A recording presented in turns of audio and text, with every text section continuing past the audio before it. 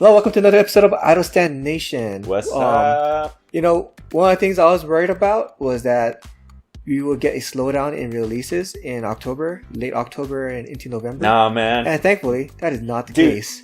We are still going strong with the releases. My goodness. Oh, so many songs. And still, dude, so many more are coming. Oh my god, so many more are coming.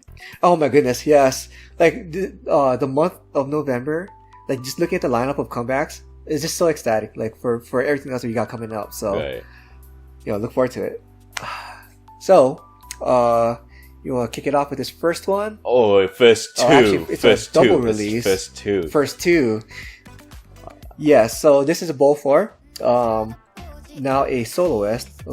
But, you know, Bowl 4 has always been, you know, an artist that I've loved. Right. From when I first discovered him, like maybe back in 2016, 2017. Indie artist. They're still considered to be an indie artist. Which, you know, I guess when they say that, it's really more along the lines of the style. You know, it's really more of an indie style. But for all intents and purposes, she's basically now a pop star. Right. She's very recognizable in Korea, and fairly recognizable even among the international K-pop fans. So I guess we'll start off with Dancing Cartoon. Right. So Dancing Cartoon is a kind of riding that wave of that disco wave. This is not just disco; it's a more disco funk. So, which disco itself already pulls from funk sources to begin with, but it incorporates a lot more of a funk sound into it. Right. So, especially with the rhythmic guitar and that funky beat. Yeah. So, I mean, Aura, you know, what'd you think? I will say, like, this isn't one of my favorite releases from her. Ever since she became Bowl 4 became a solo, it just hasn't hit the same. It just feels there is an sort of like an imbalance that kind of shifted, at least in my opinion. Just in there's like when Bowl 4 was a duo, there was a sort of balance that happened that kind of disappeared when she went solo. Don't get me wrong. Ji Young's voice is still like beautiful. It's very adorable in its nature, but it just doesn't hit the same. And I think what you're thinking of is the sound shift, because here, compared to earlier this year back in May with Hug, Hug was a very classic Bowl 4 sound. Right. It was very much like a callback to their 2017, 2016 era, and even in 2018, early 2019, back when they're still a duo. I think a big part of what you're talking about just comes from the sound change with this comeback. It might be because like they've never done disco funk before. Right. So even as like back when they were a duo. Right. I mean, it still has, like, I'm not saying it's a complete change either, because there is some classic Bowl 4 in it, like kind of spread throughout the song. Mainly with her vocal deliveries. Yep. Her vocal delivery is still very classic Bowl 4, and even with the way it's delivered for this disco funk sound, it does have some of that disco funk kind of delivery with the vocals, but it's not unheard of. Right. It's because it's a similar delivery to what we've heard from last year. With because it was a Starlight. Because they had a double release last year. I think Bowl 4 has just been. We really I think Bowl 4 has always been a double release, and I think for the most part, we've all. Well. Was Hug also a double release for that same? I don't remember. I think the Hug was a double release, if I remember right. I mean, so what was it from 2018's Travel? That was not a double release either. Oh, was it not? Okay. But Could've no, sworn but that- they it's not unheard of for them to do double releases. They do quite a few. So now here, you know, I know for guys like Nick, he's not a fan of disco to begin with. yeah, And I don't I'm feel like certain that there's quite a few people. Yeah, I don't feel like he'll actually like. I feel like this is one of the choice songs that he wouldn't like this if because it's he was disco a part and of this funk. episode, he would have cut. Yeah. I would have overruled it. So, but here, I could see that some people, maybe in the among the community, would be burnt out with the disco. At least among the more major releases, and it's not to say that we've had a huge amount of disco infused songs. When you look back over the course of, I don't know, the past 10-20 years, disco, the sound of disco in K-pop never actually went away. It comes and goes in waves. Yeah. So when you look back to like 2014, 2015, 2011, you'll see songs with a similar type of sound. So,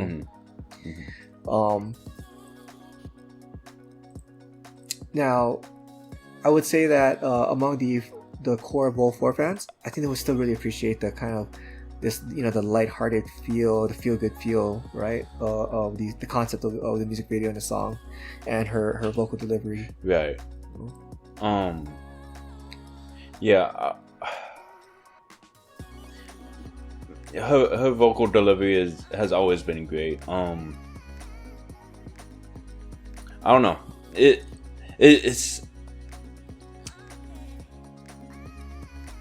It's for me. It just really doesn't hit the same. Like I said before.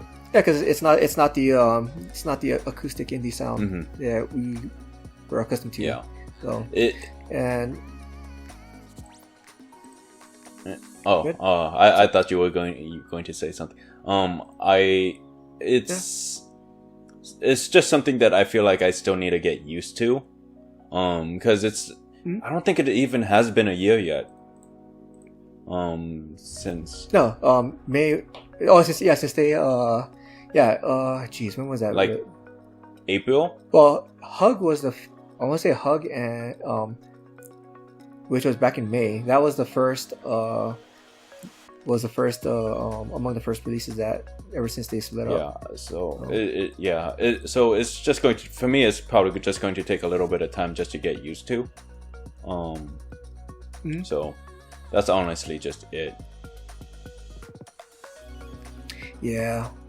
So let's move on to the other half of her release. Yeah, red lipstick. So red lipstick.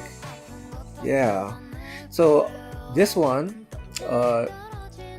rather than being disco funk, it's really more straight funk. So yeah. I mean, you can still feel some pop influences in there as well. So it's because it's funk, it puts it more closer to the indie acoustic style that we were familiar with. Right. So this one is much more in line with what we were used to. Right. I also feel like this one is like a little bit more mature version comparatively. Yes. For sure. Because and part of why why you hear that is because her vocal delivery here is kind of a bit lower in the register compared to Dancing Cartoon, which is much more higher, much more airy. So here it's still kind of airy, but she's singing much more kind of chesty. So right. I mean, you can also see it throughout the music video, where comparatively to the other music video, she uses kind of more deeper, darker colors, or even more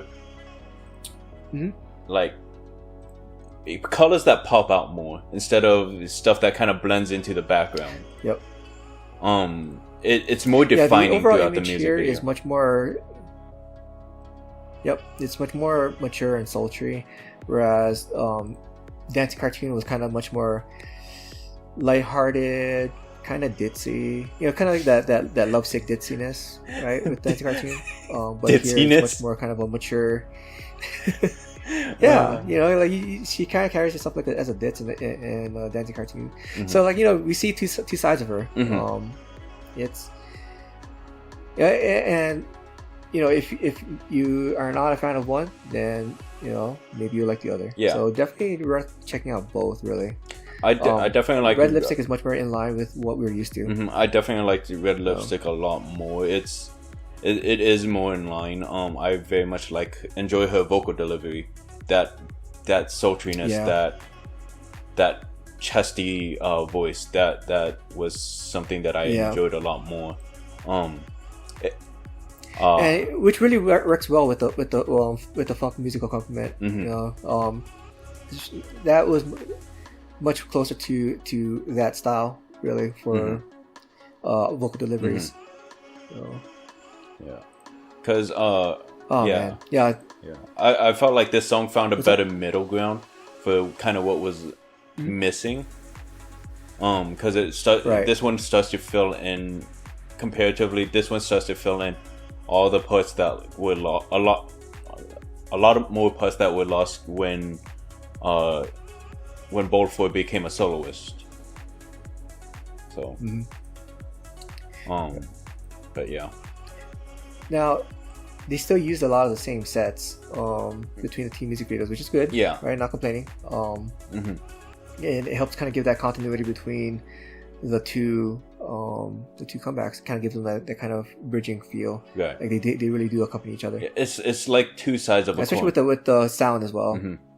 Yeah. It's and especially with the sound because like they both have the funk aspects. So yeah, it's. One just feels, again, you mentioned earlier how the other one sounded much more like fresh young love. This feels like experienced love is if that if that makes any sense. Experienced love, because you know, and almost in some senses almost kind of jaded at in some ways too, because. You know, especially when you see some of her facial expressions throughout, you know, it's just kind of like, you know, like I've been hurt before, but then now here I am, confident again. Right. So, yeah. For sure. Like, I highly recommend both these songs. To be honest. So. I'm still going to say my preference is Red Lipstick, but that's just me. I love them both. I'm still gonna get the album. So. Yeah. I mean, is anybody really surprised though? Because everybody knows that I love funk. You know, for anyone who's been watching for some time now, I love funk. I do like disco because of disco's proximity to pop and funk. Disco as a genre has pulled from both, so you know, it's definitely more in line with my taste. So, we're moving on to the next one. All right, let's do it. All right, you want to bring it? All right, so. This is an artist that is known for her trot, I believe it is. Yep, she's a predominant trot artist. It is Hong Jin Young with Never Ever. And now, don't get us wrong. This is not a trot song. We're not covering trot on here on this episode. Okay, so when you first let me say this because I said this during the chat. I full on expected this to be a trot song when you posted it. Okay, I was you even said no. I was like, let me prematurely before I listen to this song. This is going to be a trot song, and when it wasn't, I was like, wow, I was wrong. Yeah, like, did you guys think that I was trolling you guys by posting it?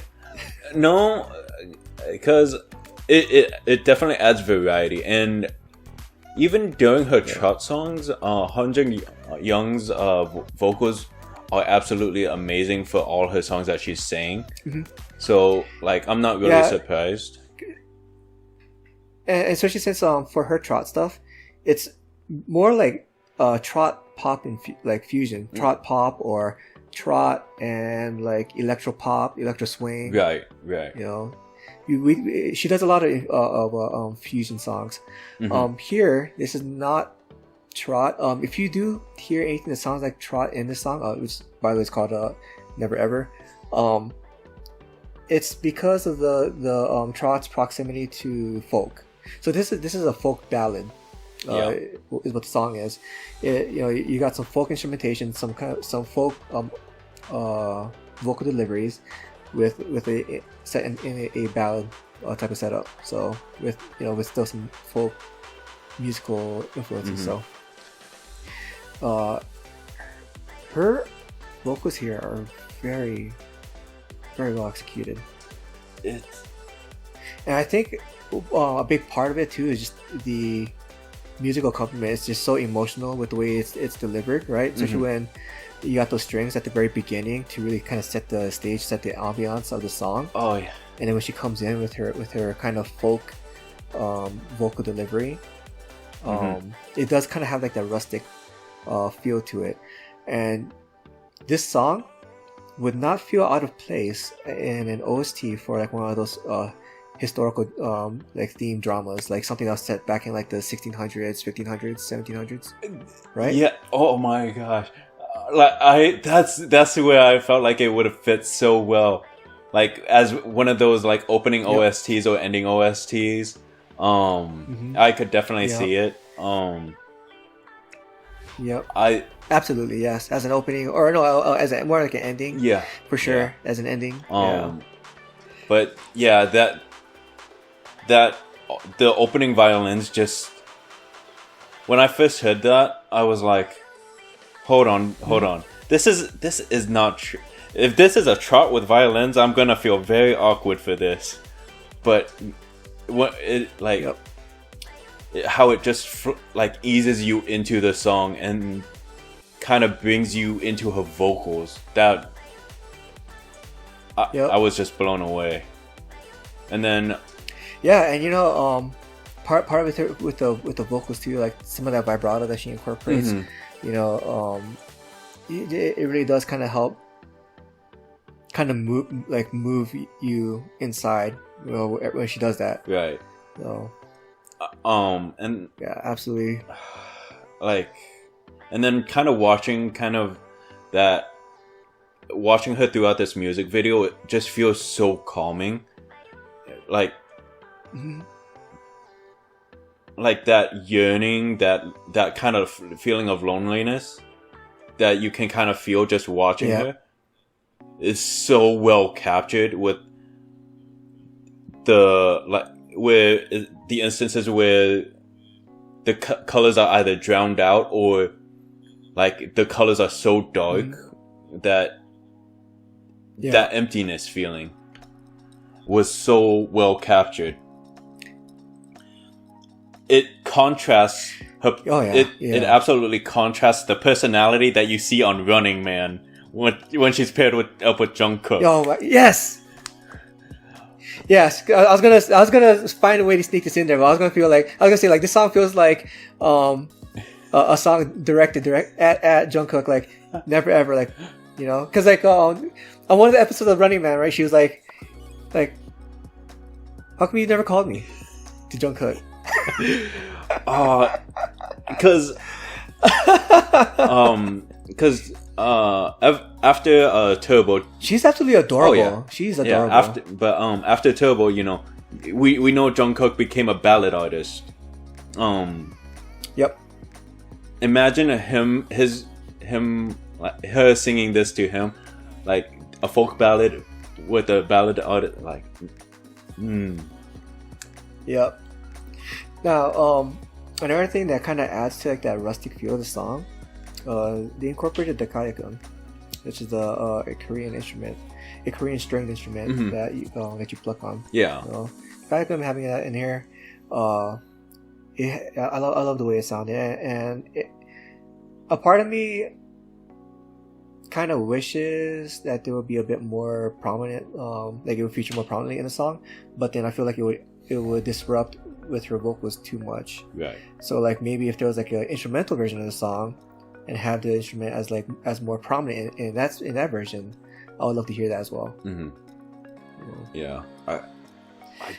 There's a Chinese equivalent of the instrument as well, because there's and I can't remember what it's called, but it's set up in a similar fashion where it's a string instrument. Yeah, you set it on your lap and you pluck on it. Yeah. So I know what you're talking about. And for those who don't know what he's talking about, if you've ever watched Twice's Tsuyi's V Live, she's actually practicing on one of those instruments.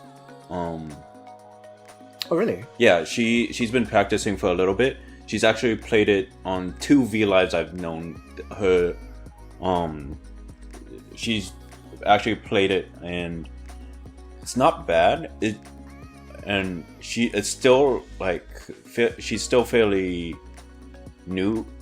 I believe she's fairly new at this. I don't remember. So it's not absolutely like mind blowing, but it's still good for the level that she's at.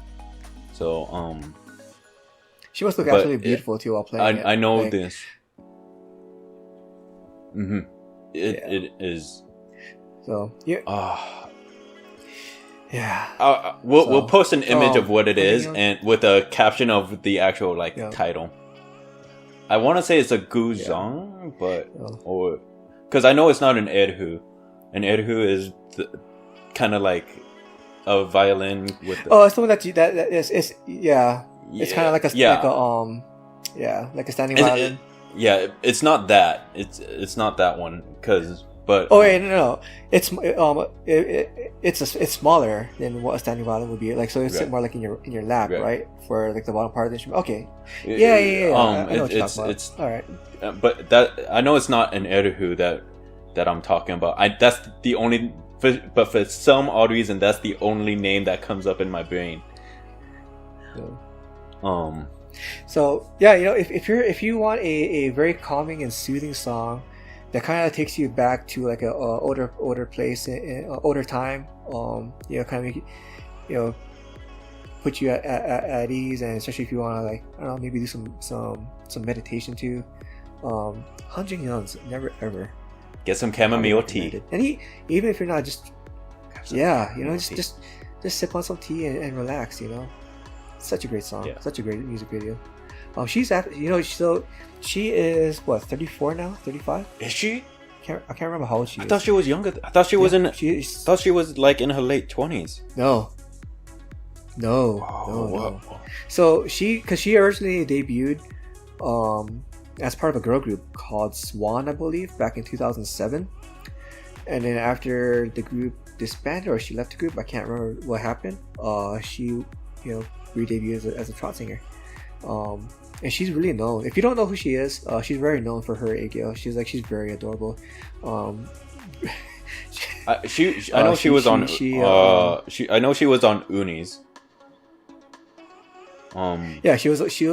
She makes a lot of appearances on variety shows in general. Mm-hmm. So if you watch a lot of Korean variety shows, you should have seen her at least once. Mm-hmm. So yeah, she's very memeable as well. I love her. She's great. She's very memeable.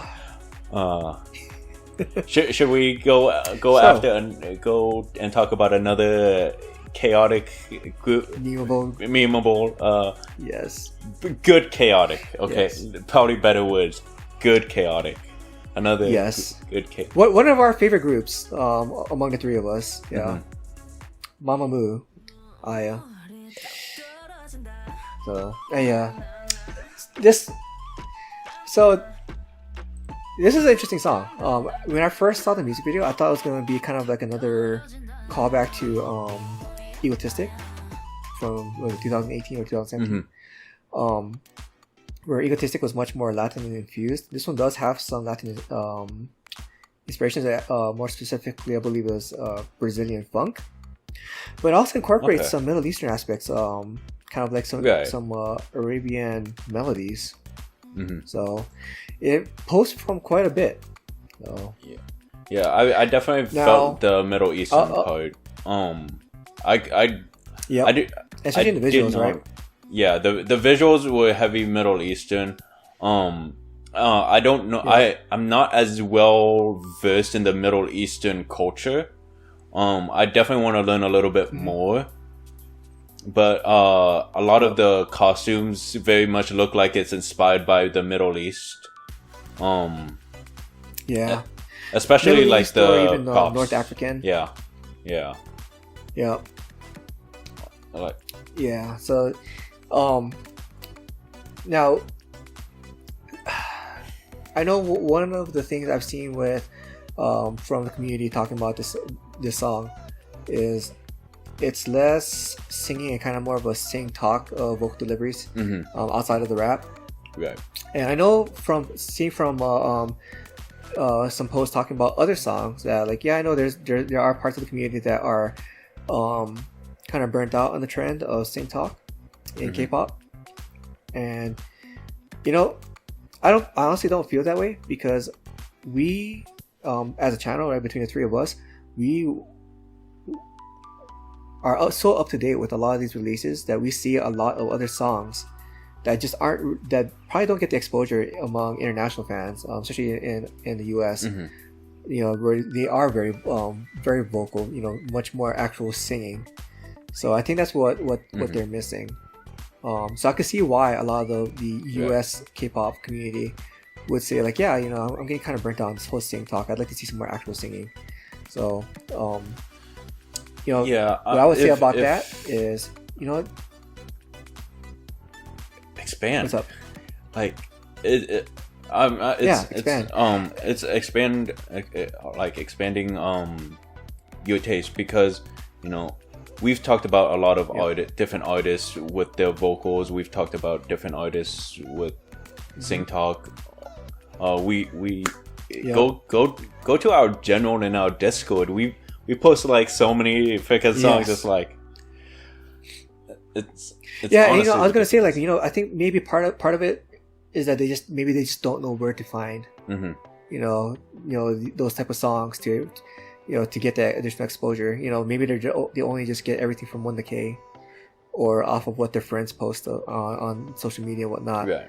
So definitely check keep up with us. We'll help you discover new songs and new artists with every week's episode. So and join our Discord like Aura said. We post pretty much almost 90% of the new releases on there. At least 90% of the new releases from the major artists. We do also incorporate quite a bit of the lesser known artists and as well as the lesser known channels. So I know most US listeners, US fans would be familiar with 1K, but there's also Genie, Super Soundbugs, Soul Music.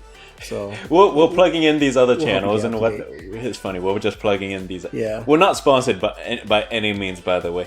But if they decide to sponsor us, we won't complain. We won't complain. So now that that's been addressed, going back to the song with Aya,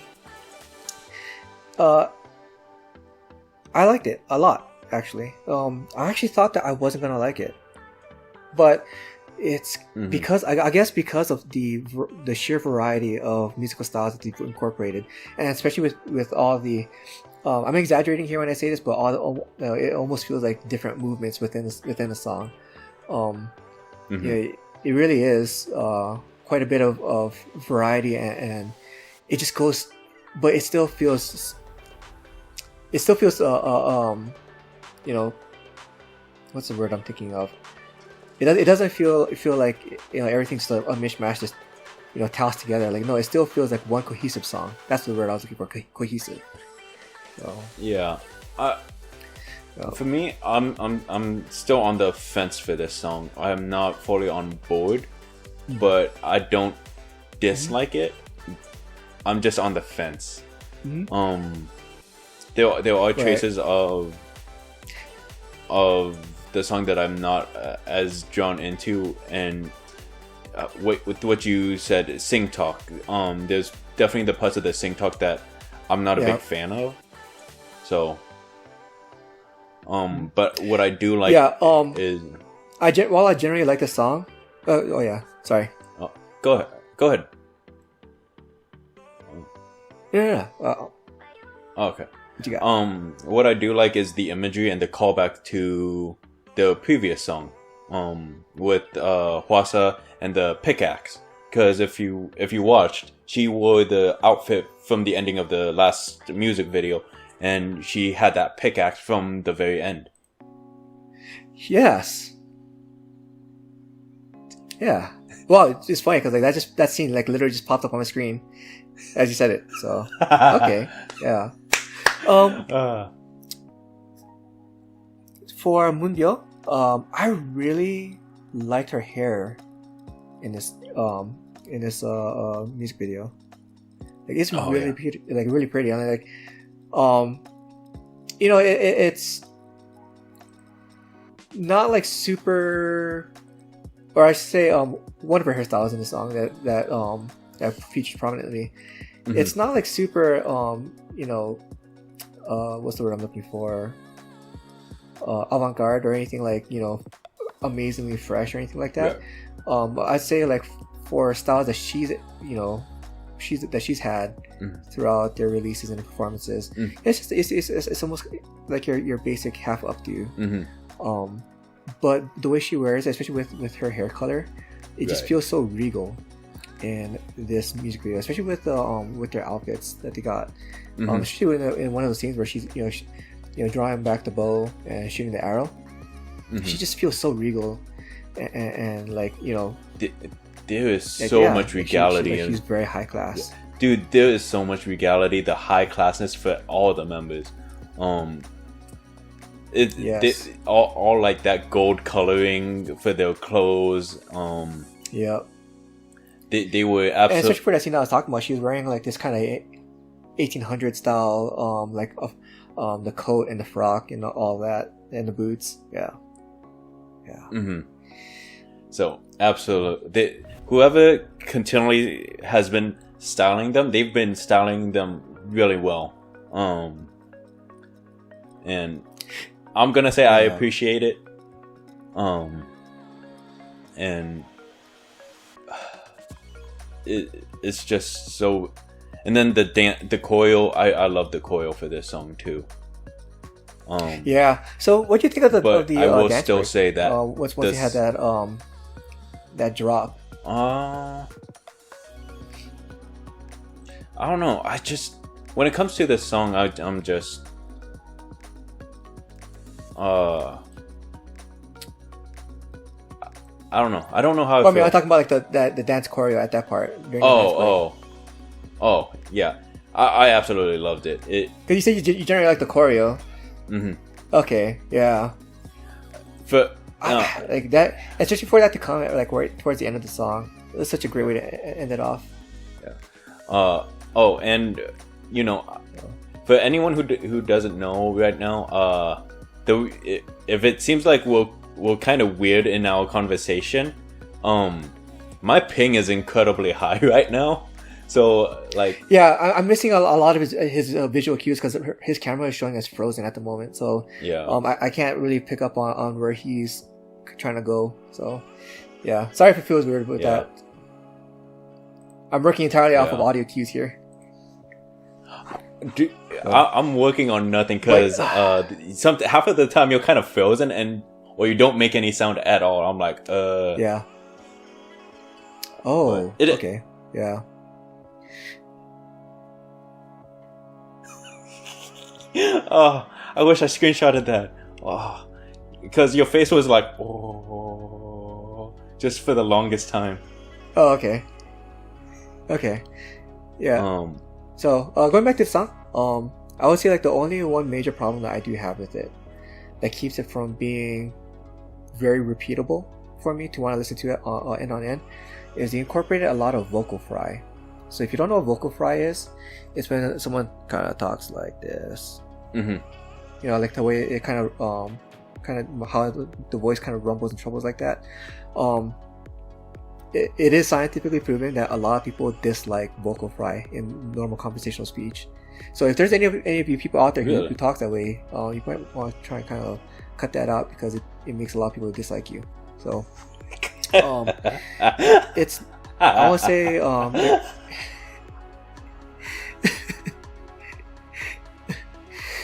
I want to say it reminds me of Red Velvet. Red Velvet on their album RBB, Really Bad Boy. One of the songs, the B-side songs, Sassy Me, features vocal fry very prominently throughout the song. In fact, it is a major part of their vocal deliveries throughout the whole song. And while I liked it right off the bat, it got old very quickly, and I took it off my playlist altogether. So really? for this song, while it's not as prominent, it features you hear it quite enough where when it does come in, it's almost kind of jarring at times. So that's what keeps it from being very repeatable for me. Right. Which is very unfortunate because the rest of the song for me I already do like. Yeah. So it's still gonna go on my playlist, and thankfully my playlist is so big that I would probably hear the song like maybe once every 3 weeks to a month. Yeah. So it wouldn't get old. When it comes to this song, I'm still on the fence. I don't think I'll put it on repeat, but it's not a song that I'm going to skip. Yeah. I still prefer their previous releases a lot more, but I do enjoy the callbacks throughout the music video to some of their songs, especially from Hwasa's end, you know, with that pickaxe. Yeah. Yeah. So, all right, you want to bring us into our next one? Yeah, let's go on to what is our next one? Let's go to Secret Number with Got That Boom. Yeah. I feel like this is something that you and Nick were looking forward to, if I remember right. Oh, mostly Nick, because Nick really loved their debut. I was more lukewarm towards their debut. Okay. I didn't dislike their debut, but I didn't really like it or love it or anything like that. So, but. So I was comparatively, and seeing what their comeback was going to be. Yeah. So comparatively, did you like this song more or less than their debut? Oh, I love the song. It's a good song. This is really more of my type of stuff. So, what do you think of it? For me, this had a callback to ITZY's kind of debut, a little bit. Yeah. Yeah, some of the same kind of energy, a lot of the same kind of style, visual style, and colors especially. So costume too. I'm not saying costumes. I'm not saying it. Yeah, I'm not saying it's a copy either. I'm just saying it's a little bit of a callback. And it's not. And I'm not saying. Yep. And yeah, I'm starting to lose my train of thought. It makes sense because that's it. It's a style that is popular, especially among international fans, Western fans at that. So yeah, the song, it's really a lot of dance pop with some kind of trip hop elements, I would say. Yeah.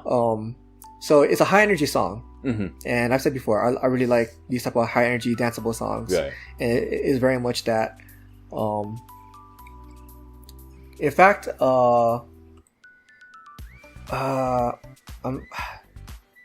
Blackpink's Lovesick Girls, kind of the same kind of danceable energy, and right. I'm not saying that this is a copy of that at all, because the musical accompaniment, the vocalization is very different. Right. I was just saying that the characteristic danceableness is similar to there. Yeah, so. It's like on the same vibe. I don't know what I'm doing with my hands, but it's on the same vibe. But it is its own kind of song, and I think that's if you're going to like something that has a very similar vibe to the Blackpink song or ITZY. Or ITZY, XID, especially with the brass instruments that come in. Yep. It did kind of remind me of quite a bit of XID as well, especially with the visuals. So. You're going to enjoy this song. Oh yeah. For me, I kind of preferred the debut song a little bit more myself. But that's not to say it's a bad thing. It's just they're still trying to. I feel like they're still trying to find. They'll kind of like find their style. Yeah. Yeah. So find and define their own style. Yep. So, but they're doing well so far. I mean, at the moment, they're as of recording, they are up to 6.6 million views. So, and when you look at the comment section, it's on YouTube, it's almost primarily English commentaries. Okay. So okay, that's Yeah. actually pretty awesome. I mean, it's pretty much in line with my expectations of how the group would perform. I figured that they would do well among Western international fans. So, Because wasn't Secret Number a re-debut of another group, or am I thinking of another group? not so much a re-debut of another group. It has members from another group. So them and Red Square. Yeah. So Yeah. yeah. So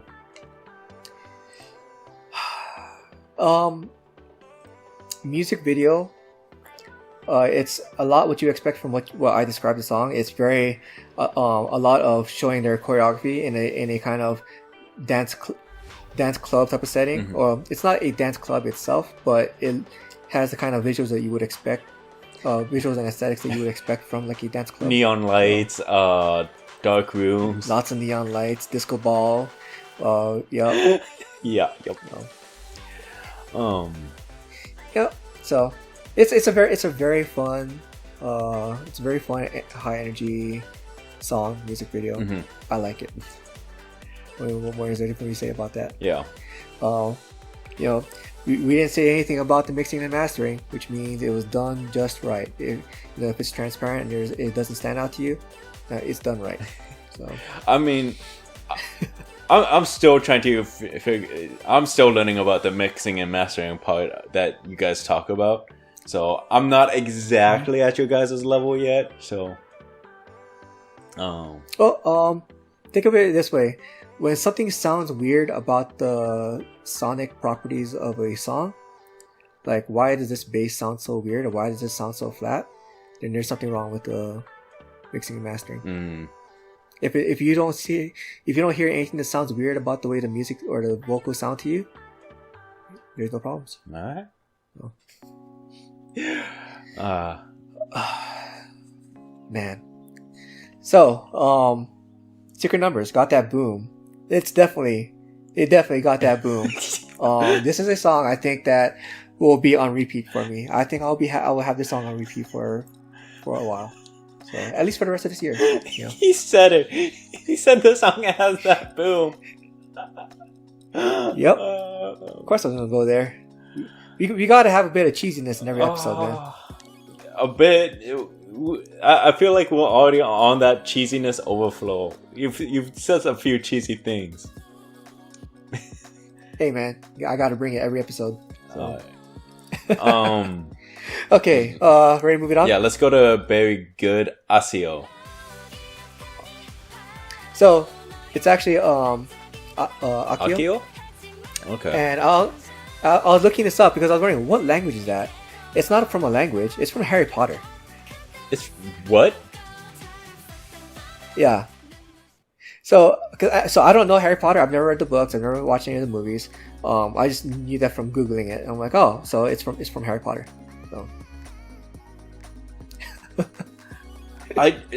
Here's the thing. I don't watch Harry Potter either.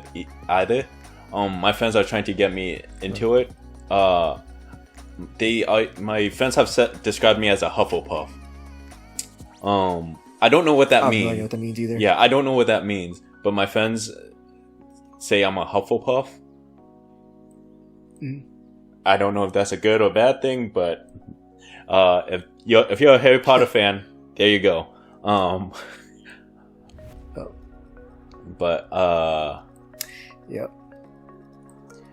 So very good. This is their. Wow, it's been over a year since their last comeback of OO from last year. Has it? Over a year. Wow. And this is a comeback after their previous leader of the group, Taeha, had left the group.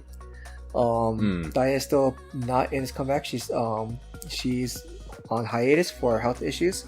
So this is a 4-member comeback. Yeah. Now,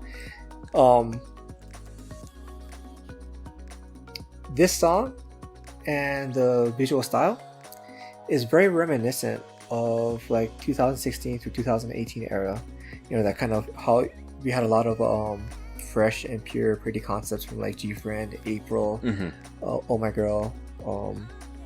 Yeah. We don't really see a whole lot of that anymore these days. The only other group that I could think of is Daya. They had a comeback earlier this year. That, you know, had a kind of similar, you know, pretty pure, fresh, innocent kind of style. I would say Rocket Punch, but that's kind of their style. They, you know, they don't really deviate from that style so much, but they're really more fun and almost a little bit with a little bit of sassiness to them. So there really isn't a whole lot in this realm for nowadays, for, you know, for modern times. So this is, you know, for me, this is a very pleasant experience. And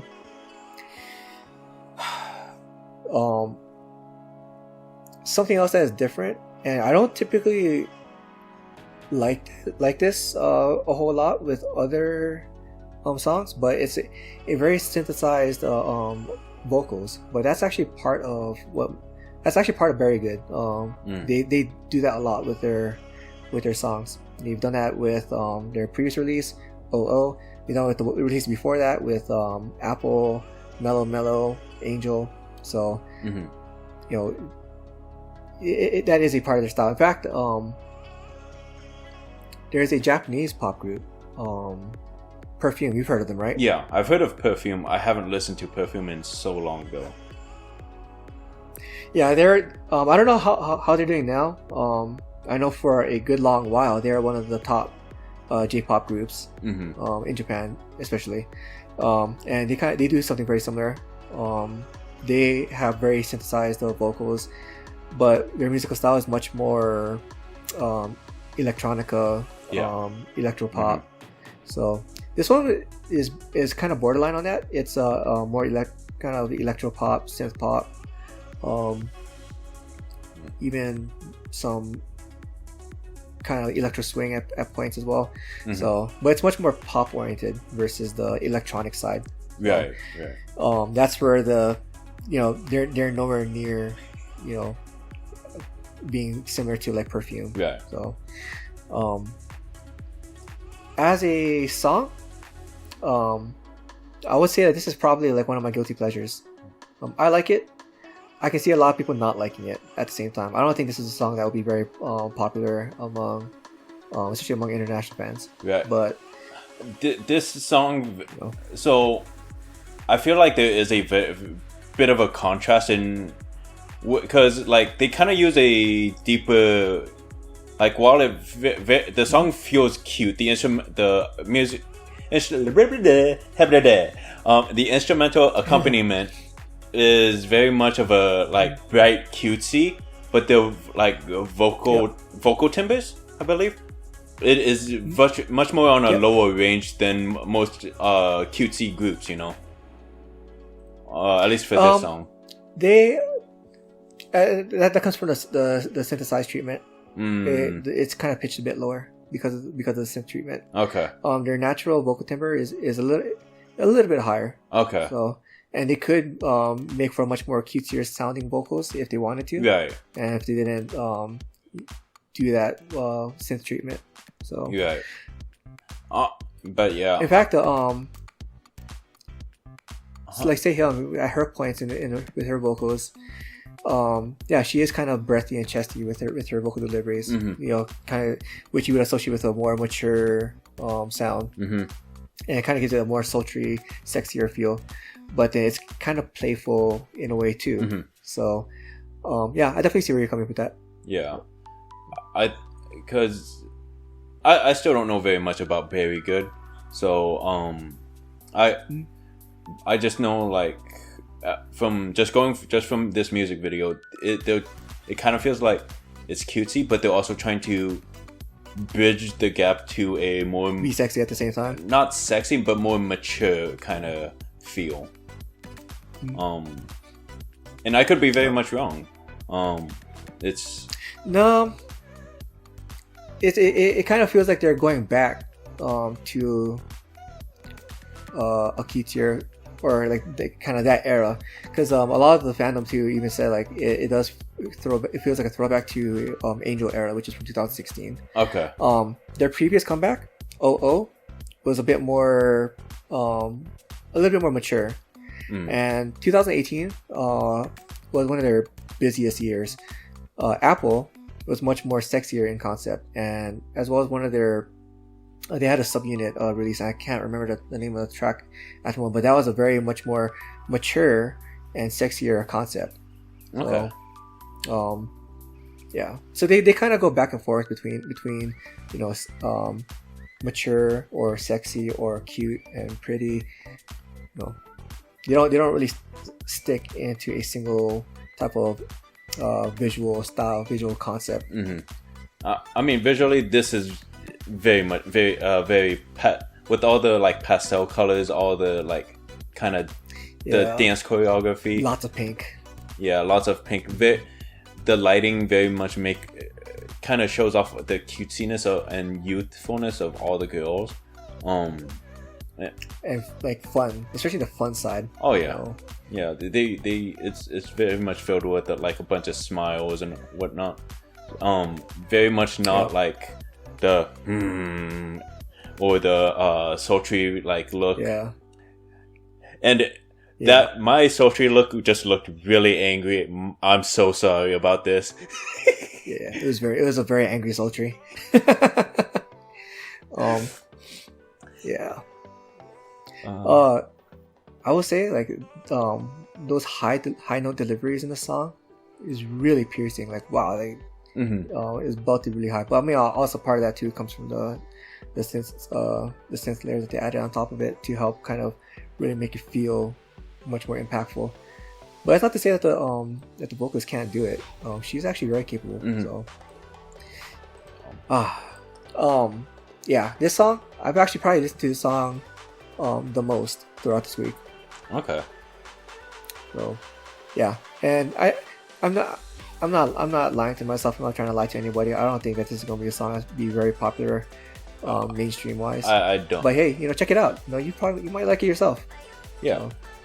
Yeah, I very much agree. This isn't going to be popular, but if it does, show some love to Very Good. Show them some love. Yep. Yep. So. Yeah, Very Good. We all know that Nick is our new masochist. He'd probably be able to. Very Good is probably about as. He'd probably be able to add on a good 10-20 minutes for Very Good. Yeah. So we'll just cut. We'll just cut and just add like Nick's picture for the next 20 minutes, just with random words, informing us about Very Good. How about that? But for myself, Very Good is about as new as I get. So. All right. Well, you want to move it on to the next one because this next one is definitely not Nugu at all. Oh, for sure. So, do you want to introduce Taeyeon? Yep. Yeah, I got it. Taeyeon, well known from Girls' Generation, from her time as part of Girls' Generation, and also still well known as a soloist. Did a duet with Chul. Now, for a lot of international fans, you probably do not know him, but in Korea, he is very well known. He debuted in 1985. He's been around. He's been in the industry for 35 years. He was crazy. A part. That is. He originally debuted as part of a rock band called what's it called? Well. Wait. And that band is still around. He was part of a rock band. Yeah, and that rock band is still around. So. Which makes sense because this song, called "My Love," is light rock. It's a light rock. So, like, I would have never thought that because from his vocals, to be honest. Well, so, you remember, even though it's a rock band, it may not necessarily be like heavy metal or right punk. You know, it could be because there are rock bands that do his type of vocals. So True, very much true. I mean, especially when you see like rock ballads. So. Mm-hmm. Can I say, this duet is such a beautiful song, "My Love." Oh yeah. Oh. Yep. It's a very so the musical accompaniment. It's light rock. It's a very classic style of light rock. Mm-hmm. So, you know, it's gonna sound older, right? But it doesn't mean it's retro, because retro means like, you know, it is talking about something that was in fashion or in trend a long time ago, and it went out of style and it's coming back in. But this is a classic style. It never went out of style. It's always been around. We've always heard, you know, light rock songs of this style, like every year for the past however many years that the style's been around. So, yeah, it's a very familiar style, but that doesn't mean it's not good or it's generic or anything like that. It's really good. You know, especially since it's a live performance, right? So, this music video, like Taeyeon's voice, that I want to say that breathiness in her vocals. It's not because this isn't one of her usual like songs where she's using power. She's using breathiness, and it just shows more of the vocal talent that Seung Yoshidae's leader has. You know, she is an amazing vocalist, and it just shows why she is her and so many of the members of Seung Yoshidae are such legendary artists. And then pairing it with Lee Seung Chul's vocals, like, I don't know how I really love his vocals. Right. And then yep. And you know, I would say for long time like SNSD fans, they would have heard one of his songs. Wait, what? Girls' Generation, the song. Yep. So Girls' Generation, the song, off of their debut album Into the World, is actually a remake of his song Girls' Generation from 1989. Oh, what? That too. Okay, I gotta check that out. Okay. So, yeah, so like that's why like that album kind of has like a bit of a classic feel to it as well, like Into the World, and Girls' Generation. It has a kind of a classic style feel. Is the reason why, because it comes from Lee Seung Chul. So okay, well, now, awesome. The song itself, I don't think he did the song, the actual like musical accompaniment for it, but the lyrics were his lyrics. Okay. So those are still his lyrics that he wrote in that song. Yep. So there's a bit of historical music trivia. Historical. It hasn't been that long. Hey, 13 years ago, dude. That's history. Okay. Debatable. I'm gonna debate that. Historical. Okay. Historical. Yeah, sure. I mean, coming back to like, you know, your Han Dynasty era. That's like a second ago for you.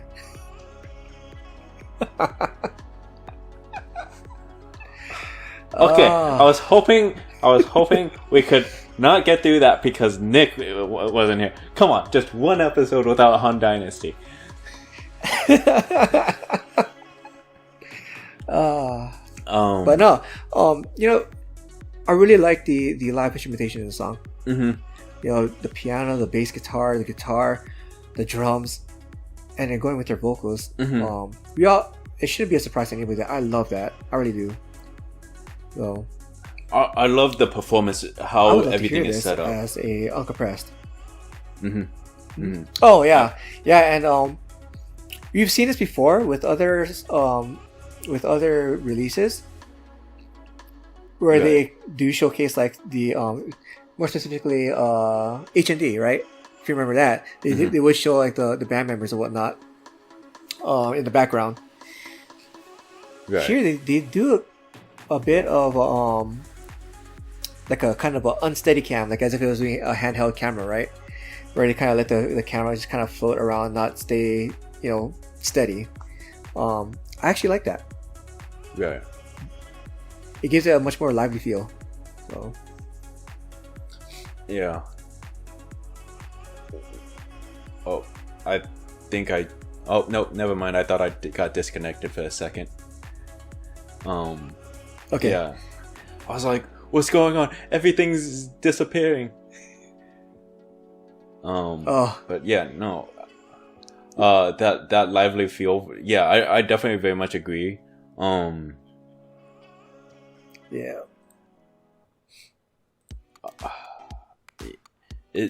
And then the ambiance from the lighting, it kind of creates that like angelic halo effect. Yeah. Dude. Oh. Yep. Especially when you have the if you have not seen this, and no. So. Dang it! I honestly do not like how bad our connections are. But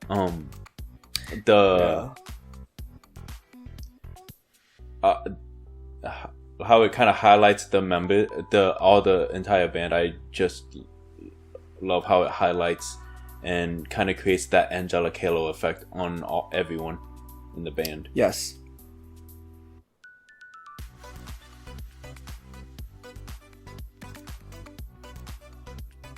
Yeah.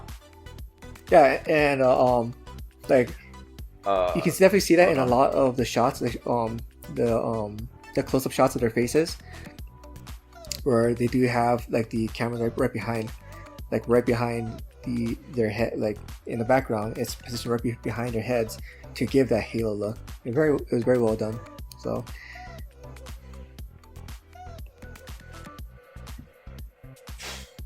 Am I back? Maybe. Hey, yeah, you're back and you're moving. I can actually see some movement. All right. My bad. All right, cool. Yeah, so I was just saying, yeah, it is very much apparent. With how the connection's going, should we just end the episode? Yeah, we'll have to cut it off there. So you're already at about an hour recording, so. Oh man, and you know what? I'll just do text style quick shots in the episode. So. Yeah. Do you want to do a quick MV thing, or should we just end it here? We'll just end it here. The MV thing, I'll ending or MV. MV. Yeah, I'll just put in. I'll just insert it at the end of the episode as a we'll still have our quick shots in the episode, but it'll just be text, all text. So. All right. Again, cool. Sorry everyone. I'll do the closing. So. Yeah, sorry everyone. Connection's just really terrible right now, and it's getting really difficult to talk. So, Jihoon, you want to end it off? Yeah. Yeah. All right. So thank you for watching. Please like, comment, and subscribe. We have Twitter, so please follow us on Twitter. You can get some spicy stuff on there. Join us on our Discord to help keep up to date and maybe learn some new artists and new songs, new genres that you never heard of before. And we also have a Patreon. You can donate to us on Patreon. All the money that goes on there will go back into content for you guys, the viewers. So, thank you for watching. This is Out of Stand Nation, and we'll see you next time. Bye. Bye.